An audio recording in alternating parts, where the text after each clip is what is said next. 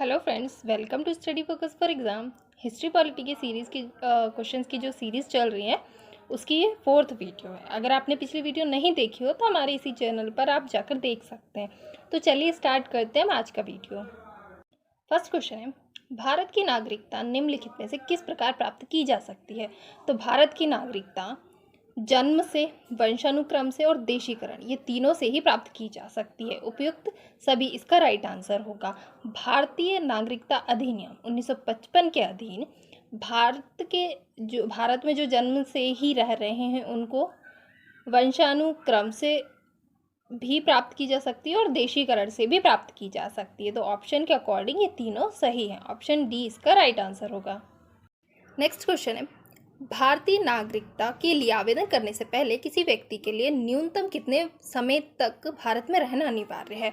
तो भारतीय नागरिकता के लिए अगर कोई विदेशी व्यक्ति भारत की नागरिकता प्राप्त करना चाहता है तो उसे सबसे पहले तो कम से कम 7 वर्ष तक उसे भारत में रहना ज़रूरी है, तभी वह भारतीय नागरिकता के लिए आवेदन कर सकता है। और संसद के दोनों सदनों में अगर ये आवेदन पास हो जाता है तो उसको भारतीय नागरिकता मिल जाती है। इसलिए ऑप्शन बी इसका राइट आंसर होगा कि भारतीय नागरिकता के लिए आवेदन करने से पहले व्यक्ति के लिए न्यूनतम 7 वर्ष तक भारत में रहना अनिवार्य है। ऑप्शन बी इसका राइट आंसर होगा। नेक्स्ट क्वेश्चन है, निम्नलिखित में से किस अधिकार को डॉक्टर भीमराव अंबेडकर ने संविधान का हृदय और आत्मा बताया है? तो डॉक्टर भीमराव अंबेडकर ने संविधान का हृदय और आत्मा अनुच्छेद 32 को बताया है। अनुच्छेद 32 के अनुसार नागरिकों को संवैधानिक उपचारों का अधिकार प्रदान है, यानी कि वे अगर उनके अधिकारों का हनन हो रहा है तो वह प्रवर्तित करवा सकते हैं, मतलब उनको परिवर्तन करवा सकते हैं। तो ऑप्शन डी इसका राइट आंसर होगा। अनुच्छेद 32 में दिया हुआ है संवैधानिक उपचारों का अधिकार, और इसी को भीमराव अम्बेडकर ने संविधान का हृदय और आत्मा बताया है। नेक्स्ट क्वेश्चन है, भारतीय संविधान की आत्मा किसे कहा गया है? तो भारतीय संविधान की आत्मा प्रस्तावना को कहा गया है। जनरली भारतीय संविधान की आत्मा प्रस्तावना को कहा गया है, लेकिन डॉक्टर भीमराव अंबेडकर ने आत्मा और हृदय अनुच्छेद 32 को कहा है। लेकिन अगर नॉर्मली पूछ रहे हैं तो भारतीय संविधान की आत्मा को जिसको कहा गया है वो है प्रस्तावना, लेकिन डॉक्टर भीमराव अंबेडकर के अनुसार आत्मा और हृदय बोल रहे हैं तो वह अनुच्छेद 32 संवैधानिक उपचारों का अधिकार। तो इस क्वेश्चन का आंसर तो ऑप्शन डी होगा, प्रस्तावना। नेक्स्ट क्वेश्चन है, मूलभूत अधिकारों का मुख्य उद्देश्य क्या है? तो मूलभूत अधिकारों का मुख्य उद्देश्य व्यक्तिगत स्वतंत्रता को निश्चित करना है। व्यक्तिगत स्वतंत्रता को निश्चित करना है, को आएगा सिर्फ व्यक्तिगत स्वतंत्रता को निश्चित करना। ऑप्शन बी इसका राइट आंसर होगा। नेक्स्ट क्वेश्चन है, निम्नलिखित में से कौन सा मूलभूत अधिकार नहीं है? तो अब जो मूलभूत अधिकार नहीं है, पहले मूलभूत अधिकार हुआ करता था लेकिन अब नहीं है, वो है संपत्ति का अधिकार। इसको 44वें संशोधन यानी 44th अमेंडमेंट 1978 के द्वारा इसको मूल अधिकार से हटाकर संवैधानिक अधिकार बना दिया गया है। इसलिए जो मूलभूत अधिकार नहीं है वह है संपत्ति का अधिकार। ऑप्शन बी इसका राइट आंसर होगा। समानता का अधिकार मूलभूत अधिकार है और यह अनुच्छेद 14 से 18 में दिया गया। अनुच्छेद 14 से 18 में समानता का अधिकार दिया गया है। शोषण के विरुद्ध अधिकार तो ये आर्टिकल 23 से 24 में दिया गया और ये भी मूलभूत अधिकार है। धार्मिक स्वतंत्रता का अधिकार तो ये भी मूलभूत अधिकार है और ये 25 से 28 तक इस अधिकार को प्रदान किया गया है। मतलब हमारे संविधान में इन तीनों को तो मूलभूत अधिकार बताया है, लेकिन संपत्ति का अधिकार जो कि पहले था 1978 से नहीं रहा, वो 44वें संशोधन से हटाकर मूलभूत अधिकार हटाकर संवैधानिक अधिकार बना दिया गया। इसलिए ऑप्शन बी इसका राइट आंसर होगा। नेक्स्ट क्वेश्चन है, मौलिक अधिकारों में संशोधन करने के लिए कौन सक्षम है? तो मौलिक अधिकारों में संशोधन करने के लिए संसद सक्षम है। उसको संसद को आर्टिकल 368 के तहत संसद को ये अधिकार प्रदान किया गया है कि वह मौलिक अधिकारों में संशोधन कर सकती है। इसलिए ऑप्शन डी इसका राइट आंसर होगा, जिसको मौलिक अधिकारों में संशोधन करने का अधिकार प्राप्त है। इसलिए किस अनुच्छेद के तहत? तो 368 के तहत ये अधिकार संसद को प्राप्त है। ऑप्शन डी इसका राइट आंसर होगा। नेक्स्ट क्वेश्चन है, भारतीय संविधान में राज्य के नीति निदेशक सिद्धांतों को शामिल करने के पीछे मुख्य उद्देश्य क्या था? तो भारतीय संविधान में राज्य के नीति निर्देशक सिद्धांतों को शामिल करने के पीछे का उद्देश्य जो था वो था कल्याणकारी राज्य की स्थापना करना। ऑप्शन ए इसका राइट आंसर होगा। और ये किस संविधान के किस भाग में है, तो भाग 4 में है। किस अनुच्छेद से, तो अनुच्छेद 36 से अनुच्छेद 51, 36 से 51 तक इसमें डीपीएसपी यानी कि राज्य के नीति निर्देशक तत्व दिए गए हैं जो जिसका मुख्य उद्देश्य है कल्याणकारी राज्य की स्थापना करना। इसमें राज्यों को नियम बताए गए हैं कि वो किस तरीके से किसी भी कानून को बनाएगी और किस तरीके से लागू करेगी। इसलिए ऑप्शन ए इसका राइट आंसर होगा। नेक्स्ट क्वेश्चन है, किसकी अनुशंसा पर भारतीय संविधान में मूल कर्तव्यों को जोड़ा गया है? तो भारतीय संविधान में मूल कर्तव्यों को बाद में जोड़ा गया था स्वर्ण सिंह की रिपोर्ट पर। ऑप्शन बी इसका राइट आंसर होगा। सरदार स्वर्ण सिंह समिति के अनुशंसा पर संविधान के 42वें संशोधन 42nd अमेंडमेंट 1976 के द्वारा मौलिक कर्तव्यों को भारतीय संविधान में जोड़ा गया। और इसे किस देश से लिया गया है, तो रूस, सोवियत संघ के संविधान से लिया गया है। और भाग 4 में अनुच्छेद 51 का मतलब अनुच्छेद 51 है, मतलब 51 है, और उसका सब आर्टिकल जो है फर्स्ट ही है ए, उसमें रखा गया है। तो किसकी अनुशंसा पर, तो स्वर्ण सिंह रिपोर्ट के अनुशंसा पर। ऑप्शन बी इसका राइट आंसर होगा। नेक्स्ट क्वेश्चन है, पंचायती राज का सबसे छोटा अंग कौन सा है? तो पंचायती राज का सबसे छोटा अंग ग्राम पंचायत है। ऑप्शन डी इसका राइट आंसर होगा। नेक्स्ट क्वेश्चन है, भारतीय संविधान में नीति निर्देशक तत्वों को लिया गया है, मतलब किस देश से लिया गया है? तो भारतीय संविधान में नीति निर्देशक तत्वों को आयरलैंड के संविधान से लिया गया। ऑप्शन सी इसका राइट आंसर होगा। फ्रेंड्स याद रखिएगा, नीति निर्देशक तत्व आयरलैंड के संविधान से लिया गया। ऑप्शन सी इसका राइट आंसर। आयरलैंड के संविधान से और कौन कौन से प्रावधान लिए गए हैं वो देख लेते हैं। तो आयरलैंड के संविधान से नीति निर्देशक तत्व जो अभी हमने क्वेश्चंस में पढ़ा, और सेकंड जो है वो है राष्ट्रपति के निर्वाचक मंडल की व्यवस्था। राष्ट्रपति द्वारा राज्यसभा में साहित्य, कला, विज्ञान, समाज सेवा आदि के क्षेत्र में व्यक्तियों को सम्मानित करना। ये जो तीनों हैं ये आयरलैंड के संविधान से ली गई हैं, जो कि भारतीय संविधान में भी वर्णित हैं। तो आप लोग फ्रेंड्स इसको याद रखिएगा, अगर इससे रिलेटेड कोई क्वेश्चन आता है तो वो गलत ना हो।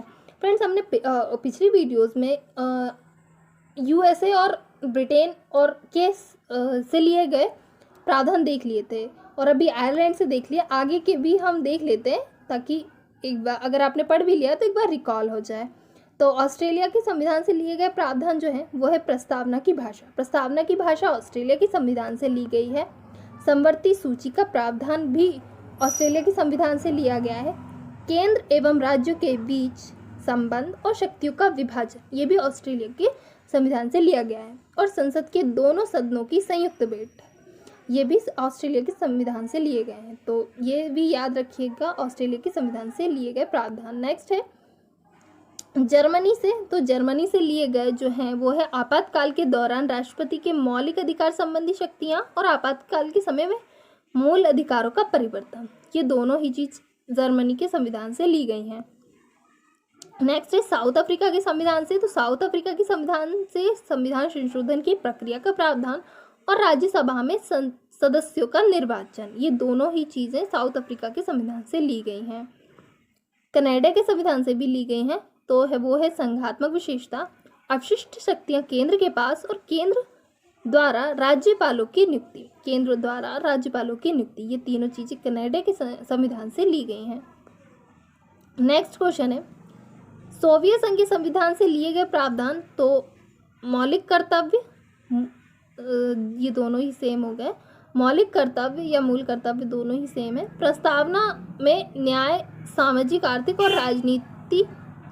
प्रस्तावना में न्याय मतलब प्रस्तावना में 3 प्रकार की न्याय का वर्णन किया गया है, सामाजिक, आर्थिक और राजनीतिक।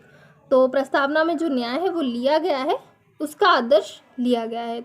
तो ये सोवियत संघ से लिए गए हैं। और जापान के संविधान से लिए गए हैं तो विधि द्वारा स्थापित प्रक्रिया, ये याद रखिएगा फ्रेंड्स। ये जो दूसरे जो स्रोत हैं जो कि भारतीय संविधान में लिए गए हैं उनको भी याद रखिएगा, इनसे भी क्वेश्चन आते ही हैं।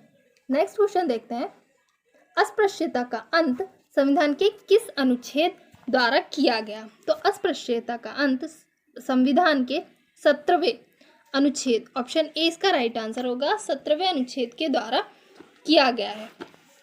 16वें अनुच्छेद में क्या है? तो 16वें अनुच्छेद में लोक नियोजन के विषय में अवसर की समता, ये 16वें अनुच्छेद में बताया गया है। 14वें अनुच्छेद में विधि के समक्ष समता बताया गया है और 15वें अनुच्छेद में भेदभाव का निषेध ये बताया गया है। तो अस्पृश्यता का अंत जिसमें बताया है वो 17वां है, ऑप्शन ए इसका राइट आंसर होगा। नेक्स्ट क्वेश्चन है, भारत के संविधान का भाग 4 किसके बारे में बताता है? तो भारतीय संविधान का भाग 4 राज्य के नीति निर्देशक तत्वों के बारे में बताता है। और किस अनुच्छेद से किस अनुच्छेद तक? तो अनुच्छेद 36 से 51 तक राज्य के नीति निर्देशक तत्वों के बारे में बताता है। तो ऑप्शन सी इसका राइट आंसर होगा। मूलभूत अधिकार भाग 3 में है, अनुच्छेद 12 से 35 तक। और नागरिकता ये भाग 2 में है और किस अनुच्छेद से? तो 5 से 11 अनुच्छेद तक नागरिकता का प्रावधान बताया गया। और मूल कर्तव्य भाग 4 में ही है, लेकिन भाग 4A मतलब या फिर का, तो ऑप्शन सी ही इसका राइट आंसर होगा। भाग 4 में राज्य के नीति निर्देशक तत्व हैं, लेकिन अगर भाग 4A या का आ जाता है तो मूल कर्तव्य इसका राइट आंसर होगा।